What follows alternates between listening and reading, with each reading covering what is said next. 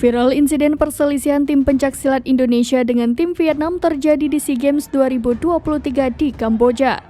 Situasi memanas hingga pelatih pencaksilat Vietnam menantang berkelahi pelatih Indonesia.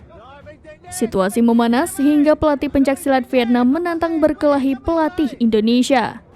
Video detik-detik pelatih silat Vietnam menantang pelatih silat Indonesia berkelahi ini beredar di media sosial, salah satunya di akun Instagram @kabarnegeri pada Jumat 12 Mei 2023.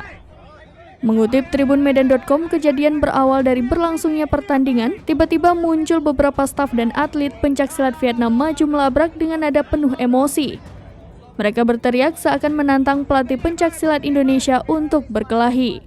Sejumlah petugas keamanan lomba mencoba menengahi dengan mendorong ke belakang para penantang. Karena terus melakukan aksi provokatif, seorang staf kepelatihan Indonesia mulai terpancing dan merespon kubu Vietnam.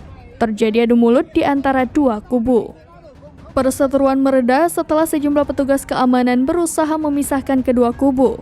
Secara terpisah, akun infokomando.official mengabarkan sosok yang pasang badan atas aksi agresif kubu Vietnam itu adalah manajer timnas pencaksilat di SEA Games 2023, yakni Letkol Infanteri Wahyu Yuniartoto yang juga Asop Kopassus.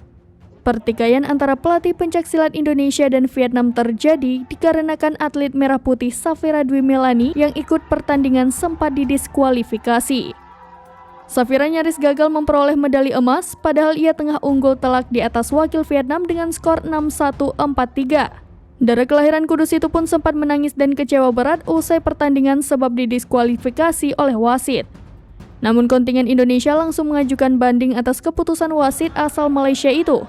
Tak membutuhkan waktu cukup lama, pada akhirnya keping medali emas resmi diberikan kepada Safira.